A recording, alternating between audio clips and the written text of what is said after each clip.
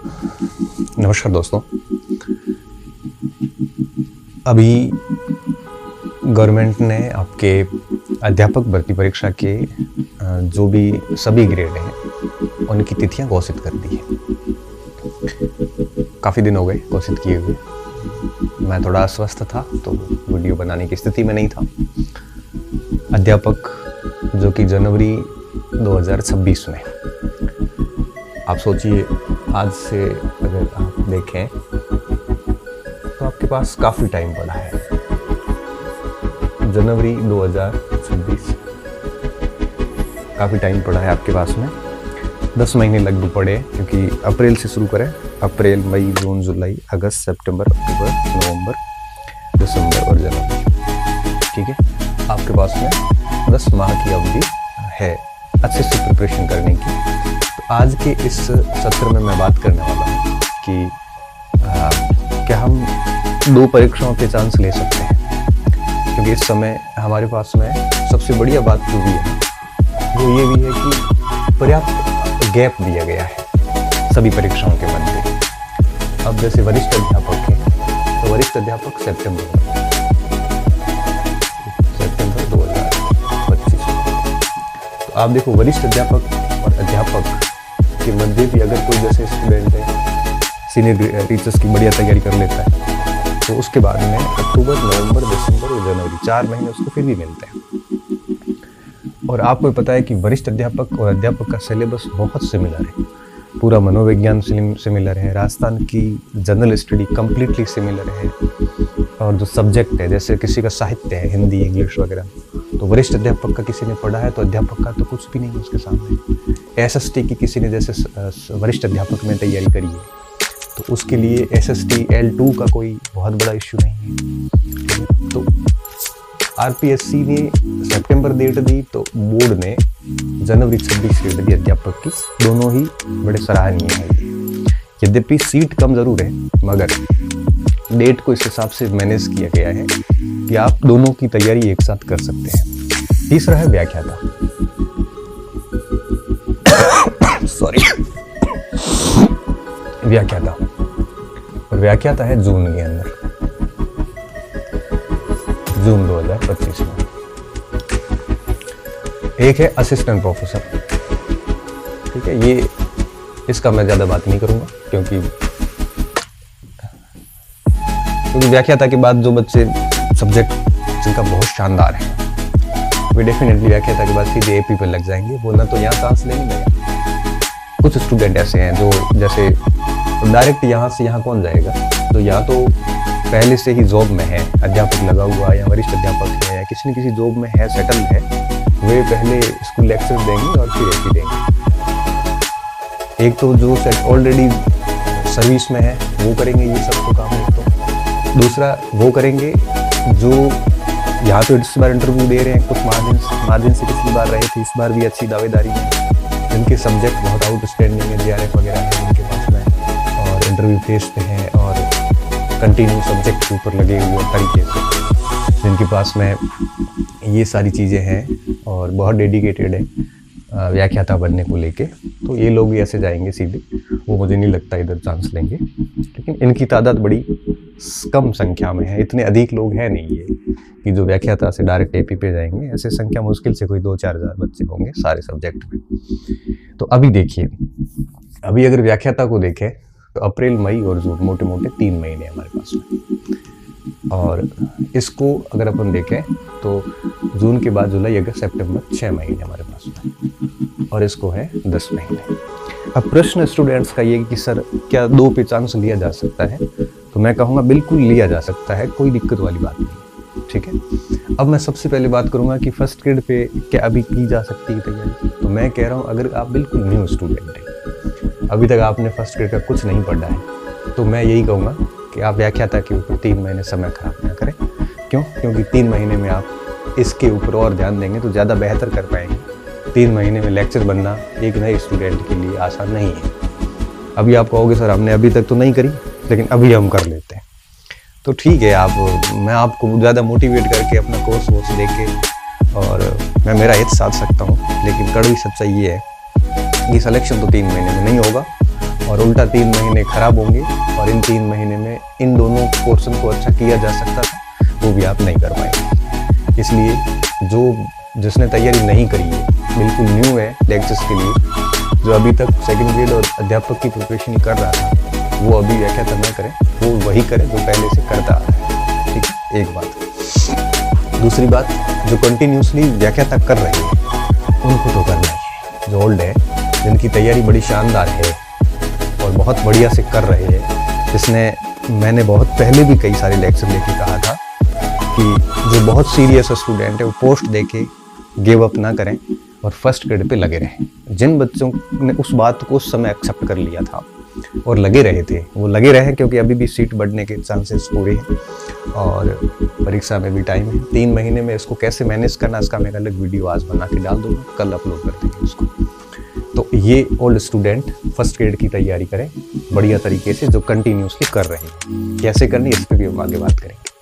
जैसी उनकी व्याख्याता हो जाती है, जैसे जून में उनका एग्जाम्स हो गए, एग्जाम्स होने के बाद में आप सीधे तैयारी पे लगना अध्यापक की। क्यों? क्योंकि व्याख्याता देने के 3 महीने में वरिष्ठ अध्यापक तो नहीं हो पाएगा, सिवाय भाषा के। ठीक है, साइंस का अगर अपन देखें तो जैसे मैथ का है, तो मैथ कर सकते हो आप, क्योंकि आपको पता है कि यहाँ से किसी ने स्कूल लेक्चर का मैथ्स से बढ़िया तैयार करके दिया है, तो वो सेकंड ग्रेड का मैथ्स भी अच्छे से दे सकता है। ठीक है, लेकिन साइंस में दिक्कत आती है। जैसे फर्स्ट ग्रेड किसी ने बायोलॉजी से दिया है, तो उसका बायोलॉजी ठीक होगा, बाकी वाले पोर्शन में बहुत माथापड़ी करनी पड़ेगी, क्योंकि उसमें फिर उसको बायोलॉजी भी करना पड़ेगा, केमिस्ट्री फिजिक्स भी करना पड़ेगा। ठीक है, तो भाषा, अब जो स्टूडेंट भाषा के हैं, जैसे इंग्लिश का है, हिंदी का है, उर्दू वगैरह का है या गणित का है, मुझे लगता है ऐसे स्टूडेंट को फर्स्ट ग्रेड के ठीक बाद में सेकंड ग्रेड देना चाहिए और सेकंड ग्रेड के ठीक बाद में थर्ड ग्रेड देना चाहिए। तो भाषा और गणित के स्टूडेंट को आपके लैंग्वेज प्लस मैथ, इसको तो तीनों में ट्राई बढ़िया मार लेना चाहिए, कोई दिक्कत वाली बात नहीं। ठीक है, लेकिन जो दूसरे सब्जेक्ट अन्य सभी भाषा और गणित के अलावा, जहाँ तक मैं समझ पा रहा हूँ, और भी कोई ऐसा विषय हो जिसमें आपको लगे कि फर्स्ट ग्रेड पूरा ही सेकंड ग्रेड को कवर करता है, तो वो कर सकता है। मेरी जानकारी में भाषा और गणित दो ही। ठीक है, अच्छा, जैसी व्याख्याता हो जाती है, तो जिसकी भाषा नहीं है, जैसे कोई इतिहास का स्टूडेंट है हमारे, या पॉलिटिकल साइंस का स्टूडेंट है, या फिर वो जैसे जियोग्राफी का है, ह्यूमैनिटी की किसी सब्जेक्ट का है लैंग्वेज के अलावा, या साइंस के किसी सब्जेक्ट का है मैथ के अलावा, वो फिर सेकंड ग्रेड पे लगेगा ना, तो 3 महीने में सॉरी कुछ भी नहीं मिलने वाला, 3 महीने खराब होंगे। इससे बेहतर क्या है, इससे बेहतर ये है कि वो आपके इसकी तैयारी करें बढ़िया तरीके से। ठीक है, अध्यापक की। अच्छा, यहाँ से आप इधर भी शिफ्ट हो सकते हैं, इधर कौन होंगे, मैंने कहा ना, एक तो ये जॉब वाले JRF है, जिनकी बहुत बढ़िया सब्जेक्ट है। एक वर्ग और भी फर्स्ट ग्रेड के बाद में कॉलेज में जा सकता है, फर्स्ट ग्रेड में जिनके पेपर बहुत आउटस्टैंडिंग हो जाए, लग जाए कि भाई पिछली कट ऑफ से भी बहुत आगे है, और एक सेफ जोन आ जाता है। ये पेपर होने के बाद हम भी आपको बता देंगे कि कितनी कट ऑफ मोटी मोटी रहेगी, उससे बहुत अच्छे मार्क्स है आपके, तो आप है वो फिर इधर जाने की ज़रूरत नहीं है, फिर आप सीधे प्रोफेसर की तरफ ही जाना है। क्योंकि जब आपका लेक्चर में सिलेक्शन हो ही रहा है, तो क्यों भाई आप L1 L2 की तरफ जाके अपनी समय खराब कर रहे हो। इससे अच्छा है कि आप व्याख्याता से सीधे AP की ओर चले जाना, सबसे बढ़िया ऑप्शन यही होता है।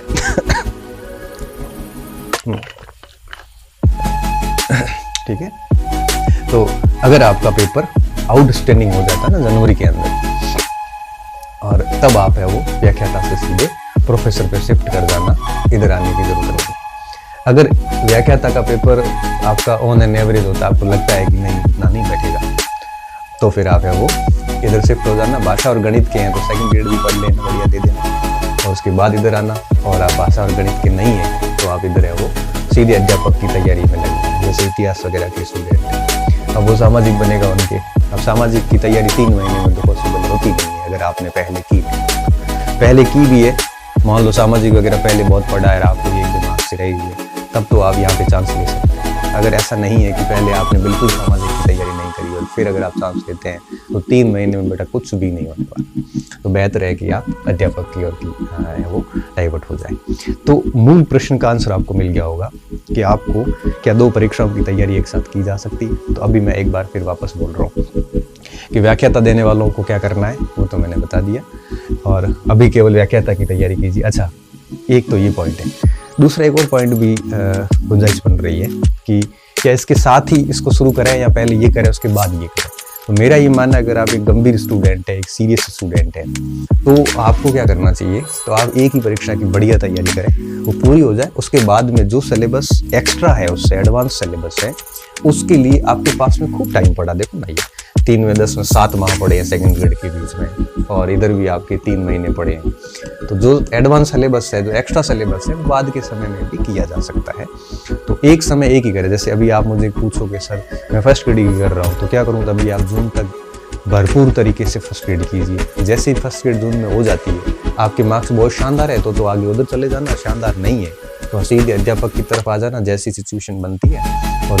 और अलग अतिरिक्त टॉपिक है उसको आगे 6-7 महीने का जो समय है उसमें तैयार कर लेना। एक तो होगी बात, ये फर्स्ट ग्रेड वालों की बात होगी। अच्छा, जो एपी की कर रहा है, जिनके पास बीएड वगैरह है, तो वो व्याख्याता की भी बढ़िया से तैयारी करके दे दे, उसके बाद एपी कर लेना, क्योंकि इनमें बहुत कुछ समानता है। अब बात ये आती है कि अब आप मुझे कहोगे सर हमने फर्स्ट ग्रेड और एपी को ध्यान में ही नहीं रखा है, हम सिर्फ और सिर्फ वरिष्ठ अध्यापक की तैयारी करते हैं। तो और भी बढ़िया बात है, आपके पास में 6 महीने हैं, 6 महीने में कैसे करना है इसकी भी मैं आपको आगे रणनीति का अच्छा वीडियो बना दूंगा। अब आप इसकी वरिष्ठ अध्यापक की कर रहे हैं तो करते रहिए, फर्स्ट ग्रेड को एपी को भूल जाइए।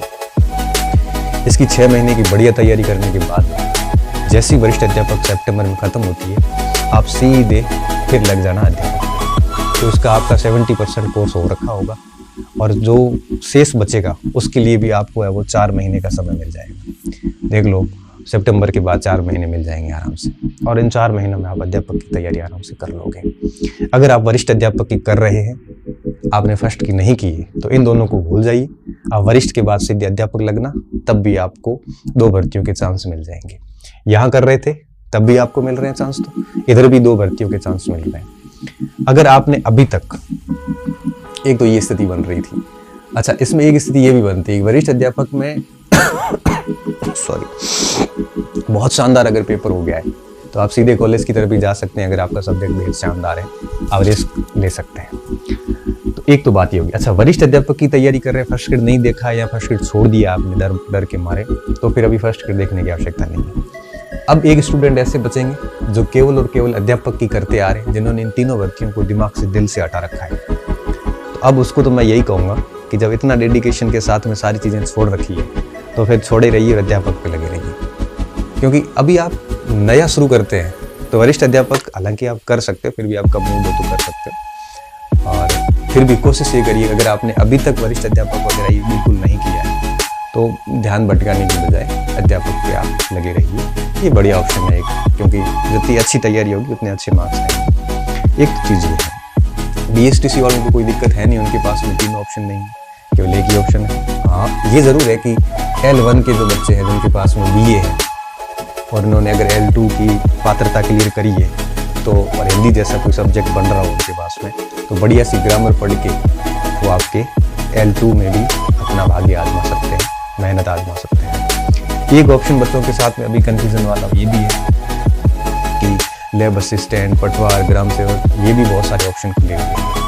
तो अगर आपको लगता है कि आपका सिलेबस अच्छा पढ़ा हुआ है L1 वगैरह का, L2 वगैरह का, ठीक है, क्योंकि आप अगर व्याख्याता और वरिष्ठ अध्यापक के कैंडिडेट हैं तब तो आप ये सारे पोर्शन छोड़ देना, ये वीडियो, ग्राम सेवक दिमाग से निकाल दो। अगर आप केवल और केवल अध्यापक की तैयारी कर रहे हैं और इनसे आपने सबसे नाता तोड़ रखा है, तो ऐसी स्थिति में, और हाँ, एक तो पहली शर्त ये कि आप केवल अध्यापक ही कर रहे हैं और बाकी सब छोड़ रखा है, और दूसरी स्थिति ये कि आपका पाठ्यक्रम बहुत तरीके से पढ़ा हुआ है। तरीके से पढ़ा हुआ का मतलब ये हुआ कि आप कंटिन्यू कई महीनों से पढ़ रहे हैं और बहुत बढ़िया कर चुके हैं।